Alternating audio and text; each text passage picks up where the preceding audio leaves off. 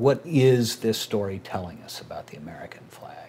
Well, among other things, we could go into something about what the flag represents and how it shows us one out of many by simply the way in which it's laid out. But I think that it's an image. It's an image which speaks thousands of words for us.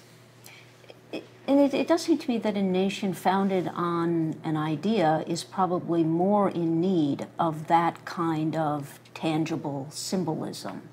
So that, I mean, if I just think about my own attachments, I grew up in Minnesota. I think of myself as a Minnesotan still, even though I haven't lived there since I was a teenager. And yet I think I have no particular attachment to the Minnesota flag. You know, so, and I don't think most people do. We all come from one of the states, but we're not attached to the flags of the states. So that the really rooted place doesn't actually need a flag. So I actually think there's a connection between the ideational nature of our founding and the need for these symbols. And so it's so interesting that this then becomes sort of the foundation of his own rootedness.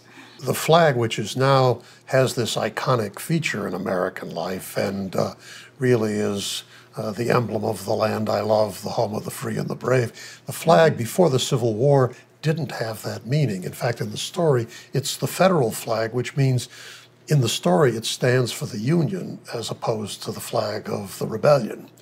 And so the flag acquires also the meaning of the history of the history of the defense of the republic for which it stands. Mm-hmm. So it's not just some kind of abstract embodiment of one out of many. One additional thing, the flag does these things like many symbols silently. You know, you bring things to it. The Star-Spangled Banner adds something, the Pledge of Allegiance adds something. But I'm not sure whether stories like Cather's stories don't help us even more than the flag by itself. In other words, the story about the flag and its meaning as carried by the flag bearer. Needs an artist to tell it. Yeah, and maybe even needs a storyteller more than a sculptor.